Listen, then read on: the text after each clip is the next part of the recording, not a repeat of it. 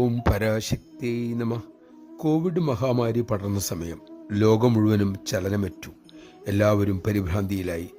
അതിൻ്റെ അലയൊലികൾ ആശ്രമത്തിലുമുണ്ടായി. അമ്മ ആ സമയം മക്കളോട് അരുളി, മക്കളെ, ഇന്ന് ലോകം നേരിടുന്ന പ്രശ്നം നമ്മുടെ നിയന്ത്രണത്തിലല്ല. പക്ഷേ ഒരു കാര്യത്തിന് നമുക്ക് സാധിക്കും. അതായത് നമ്മുടെ മനോഭാവം. ശക്തിയോടെ ശുഭപ്രതീക്ഷയോടെ കഴിയുക.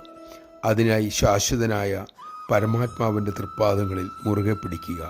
ഉറച്ച വിശ്വാസവും പ്രതീക്ഷയും ഉണ്ടെങ്കിൽ ഏത് പരിമിതിയെയും കടന്നു പോവാൻ ഭഗവാൻ നമ്മെ സഹായിച്ചിരിക്കും. നമഃ ശിവായ. അമ്മ അരുളിയതെല്ലാം പിന്നീട് അനുഭവമായി മാറി. അമ്മയിൽ ഉറച്ച വിശ്വാസത്തോടെ ഏത് പ്രശ്നങ്ങളെയും മറികടക്കാൻ നമുക്ക് സാധിക്കും. ആ ഉറച്ച വിശ്വാസത്തിനായി അമ്മയുടെ കഥകൾ കേൾക്കുക, ഉപദേശങ്ങൾ കേൾക്കുക, ആചരിക്കുക. നമുക്കതിനാകട്ടെ.